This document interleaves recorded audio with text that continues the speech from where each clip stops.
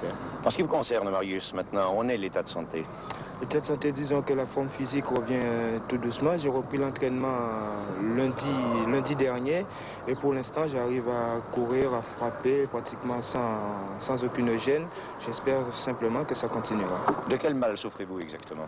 Donc c'est les séquelles d'une contracture que j'ai eue contre l'Iran au mois de mai 78, juste avant la Coupe du Monde.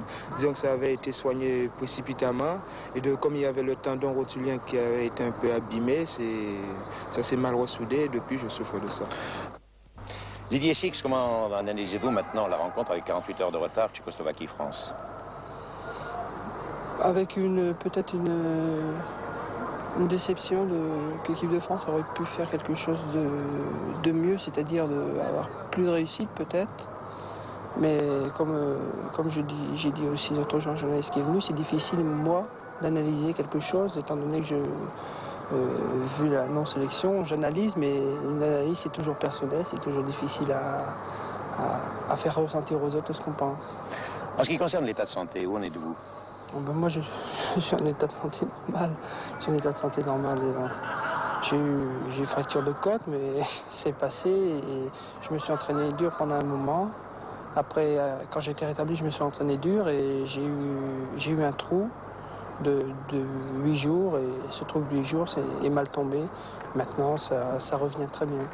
À 8 jours d'intervalle, vous auriez peut-être pu porter le maillot tricolore à ce moment-là. C'est pas à moi de juger, ça. C'est pas à moi de juger. Je suis pas là pour juger, je suis là pour jouer. Wim Richbergen quitte les rivages de l'île de Beauté pour les gratte-ciel de New York.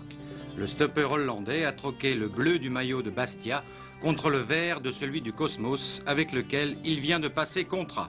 Bonne affaire pour le club corse, d'autant plus que le Hollandais n'a pas concrétisé sur le terrain tous les espoirs mis en lui. Paolo Rossi est à vendre, mais la note est salée. 5 milliards de lire pour obtenir l'avant-centre international de Vicenza. Conscient de l'énormité de la somme, le président de son club s'est déclaré prêt quand même à faire des arrangements aux acheteurs éventuels. Rossi pourrait être échangé contre plusieurs autres joueurs. Dans ce cas, l'Inter de Milan serait intéressé. Soit cédé en copropriété, mais oui, et la Juventus serait alors partie prenante. Che combination!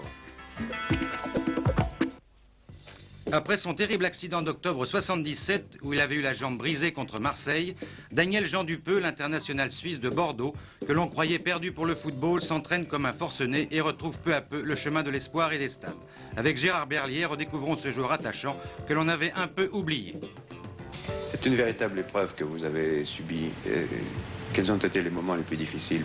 Il y a eu quelques petits moments difficiles, disons surtout au moment où on commençait à douter de ma possibilité de rejouer, mais à part ça, moi j'y ai toujours cru. Alors finalement, tout ce qui était extérieur à ma personne, j'avais ma foi pour moi et je pensais qu'un os consolidé, on le dit souvent qu'il est plus solide qu'avant, et je me suis retenu à ça et j'ai toujours pensé que j'allais rejouer. Qu'est-ce qui vous a le plus aidé dans votre rééducation?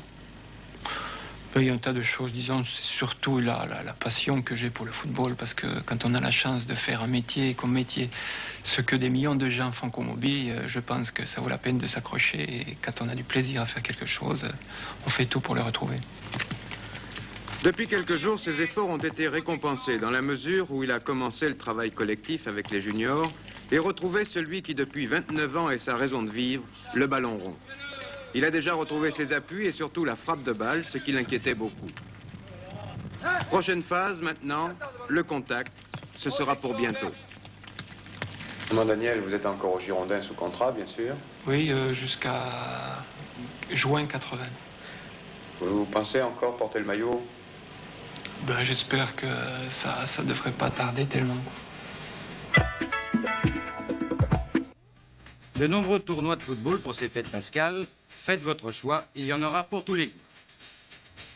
Considéré comme le plus important d'Europe, le Festival international junior de Cannes, qui rassemblera pour sa 28e version les équipes nationales juniors de France, Hollande, Hongrie, Mexique, Portugal, et pour la première fois celle de l'Autriche, du Pérou et de l'Uruguay. Le tournoi mondial minime de Montaigu en Vendée réunira 12 nations et 8 clubs, dont celui de l'Ajax et de Mönchengladbach. Tournoi international junior également à Saint-Malo avec la participation de l'équipe de France sous la direction d'Henri Guérin. Dans le groupe B, la France affrontera la Pologne, la Suède et la Tunisie. À Menton, le plus important tournoi de football féminin organisé en Europe. Des juniors au stade Gannet à Marseille.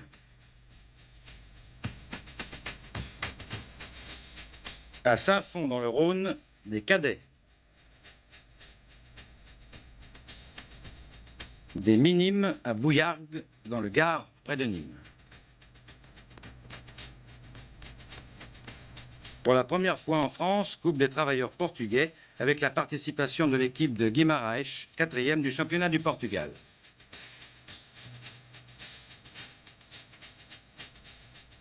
À Montpellier, un tournoi qui rassemblera 1200 jeunes joueurs européens, des poussins aux juniors.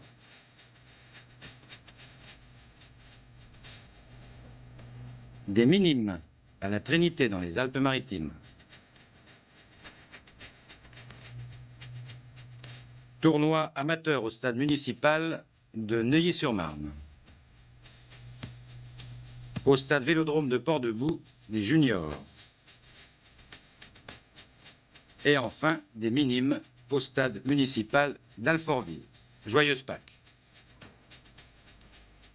Voilà, je sais bien que tout ceci n'est pas très télévisuel, mais nous le devons bien, ne fût-ce qu'à tous ces bénévoles, tous ces dirigeants qui se dévouent à longueur d'année pour monter ce genre de manifestation, et croyez-moi, ce n'est pas facile. C'est un grand coup de chapeau qu'il faut leur tirer ce soir.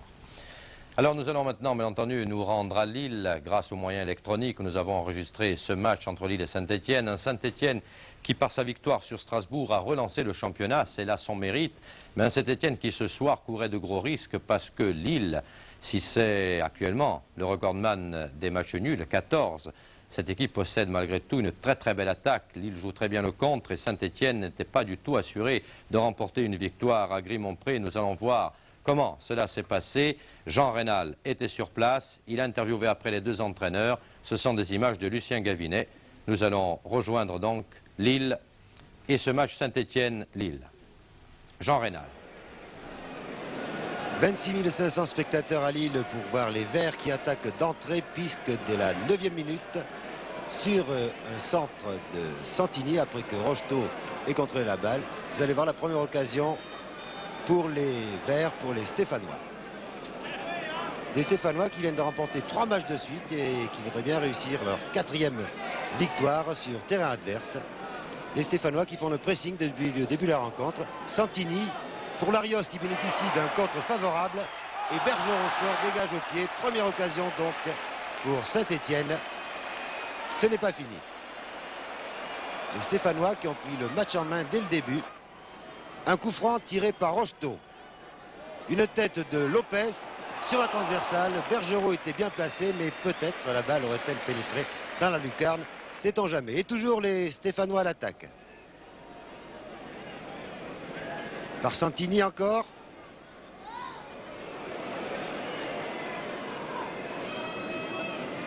On va chercher sur la droite Farison, Zimaco.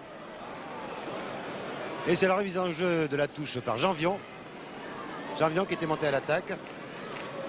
Toujours Saint-Étienne qui monopolise le ballon. Zimaco centre. La combe de la tête. Du pied maintenant. Et finalement, Bergeron s'en sort à nouveau très bien. C'est un corner. Vous avez pu remarquer la défense lilloise, notamment avec Dréossi, le numéro 4, qui vient de dégager. Et aussi le capitaine Besnard, le numéro 3, qui a fait un très grand match. Toute la défense lilloise est à féliciter. Premier corner donc pour les Stéphanois, qui dominent. Nous sommes à peu près à la 25e minute de la rencontre. Il y a déjà eu 3 ou 4 occasions pour les Stéphanois, mais la marque est toujours de 0-0. On dégage un peu n'importe comment. C'est un deuxième corner. A noter qu'il y avait 26 500 spectateurs, comme je l'ai dit, pour une recette de 950 000 francs. C'est un double record partout où les Verts passent. Les records de recettes et d'affluence trépassent.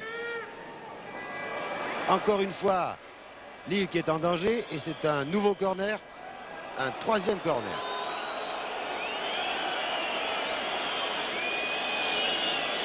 Les Stéphanois qui dominent au milieu du terrain grâce à Larios notamment, Santini et Elie. Santini surtout qui a fait aujourd'hui un très grand match. C'est le numéro 5. 3e corner donc pour les Stéphanois.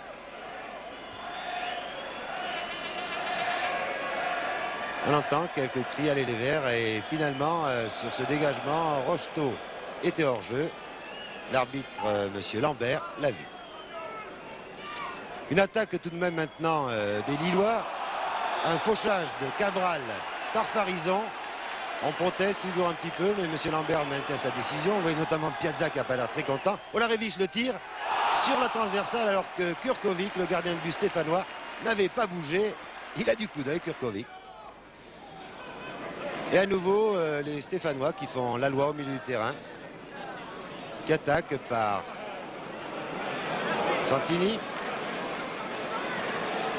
qui cherche un relais avec Lacombe. À nouveau Santini, et ce diable de Bergerot qui plonge et qui replonge à nouveau dans les pieds de Rocheteau. Très grande partie du gardien de but lillois, qui a eu fort à faire au cours de cette première mi-temps, puisque les Stéphanois se sont créés une dizaine d'occasions.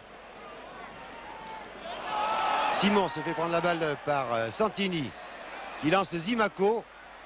Bergerot a bien bouché l'angle de tir, il n'a même pas corner, puisque c'est finalement Zimaco qui a touché la balle, et celle-ci est sortie donc derrière les buts gardés par Bergerot.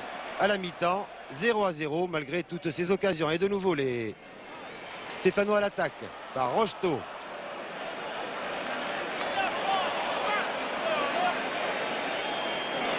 Stéphanois, comme au plus beau temps, au plus beau jour de la Coupe d'Europe. Rocheteau qui est tout seul maintenant, qui sort Bergerot, qui dégage au pied. Encore lui. Et la balle sort en touche. Rocheteau était donc au départ et à l'arrivée de cette action. Les Stéphanois qui font le pressing. Là, vous voyez Larios, ensuite Santini. Comme en Coupe d'Europe, les Stéphanois font le pressing et ils essaient. Et là, c'est Drey aussi qui a failli marquer contre son camp. Il s'est dit, après tout, peut-être que... Et c'est Bergerot qui a détourné un corner. Comme les Stéphanois sont maladroits, ben, c'est moi qui vais essayer de tromper mon gardien de but. Encore un coup franc pour les Stéphanois. Zimaco qui marque. Enfin, on croit que Saint-Etienne a marqué. Les Stéphanois s'embrassent. Nous avons... L'arbitre refuse le but. Et vous verrez, regardez bien, sur ce coup franc tiré par Rocheteau. Ensuite, il y a un relais, un tir raté, disons, de Janvion. Zimaco tire, regardez bien Lacombe. Il est nettement hors jeu. Il gênait le gardien de but par sa position. L'arbitre, M. Lambert, a eu raison de refuser ce but. Mais décidément, on se demande si les Stéphanois vont arriver à marquer. Alors maintenant, bien sûr, c'est une contre-attaque des joueurs lillois. Playmaking, le numéro 9. Avant-centre un peu replié. Olarevic qui centre. Et Cabral de la tête prend à contre-pied Kurkovic. Alors qu'on attendait un but stéphanois, c'est Lille qui mène par 1-0. Nous revoyons la tête de Cabral. 1-0 pour Lille. Bien entendu, les 26 500 spectateurs sont contents. Nous sommes à la 63e minute et c'est Lille qui mène par 1-0. À nouveau Olarevic. Car Lille maintenant a repris confiance. Un dégagement de Lopez. Mais la balle n'est pas perdue pour les Lillois. À nouveau Olarevic. Et ses centres très précis. Playmaking rate d'abord et marque le deuxième but. C'est le chaos en 2 minutes. Lille, mais oui, mène par 2-0. C'était pratiquement les deux seules occasions qu'avaient eu les Lillois. 2-0 pour Lille, qui avait très bien résisté aux Stéphanois et qui maintenant mène par 2-0.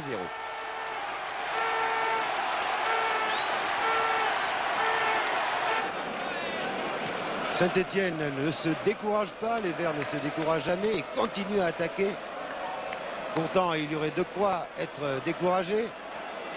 Là, vous voyez à nouveau Santini pour Zimaco qui est fauché par Zagar. L'arbitre, M. Lambert, siffle le pénalty. Il maintient sa décision. C'est Lacombe donc qui va le tirer. Et oui, ce n'était pas le jour des attaquants stéphanois. Sur l'extérieur du poteau, nous allons revoir ce pénalty tiré par Lacombe. J'espère qu'il nous pardonnera de le montrer 2 fois. Et Bergerot avait bien plongé, la balle a heurté le poteau à l'extérieur. Donc toujours 2-0 pour Lille. Et une belle occasion, encore une, ratée par les Stéphanois. Qui attaquent toujours. Santini. Janvion. Larios. Piazza, qui prête main forte à ses attaquants. Rocheteau. Qui réussit à centrer du pied gauche. Larios est tout seul une fois de plus. Et c'est finalement un dégagement de Drey aussi, un peu d'air, une chandelle. Et sur cette action, Bergerot s'est légèrement blessé, mais vous pouvez constater, puisqu'il dégage, qu'il s'est vite rétabli.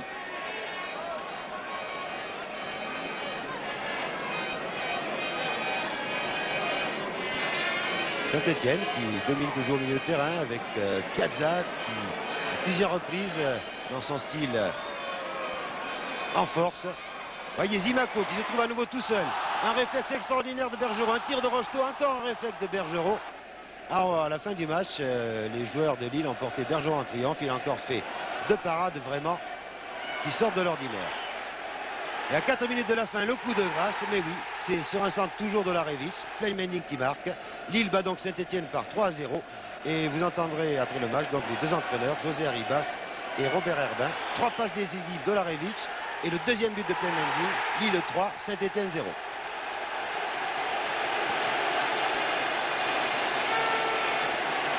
Alors José Arribas, bien entendu, vous êtes un entraîneur heureux.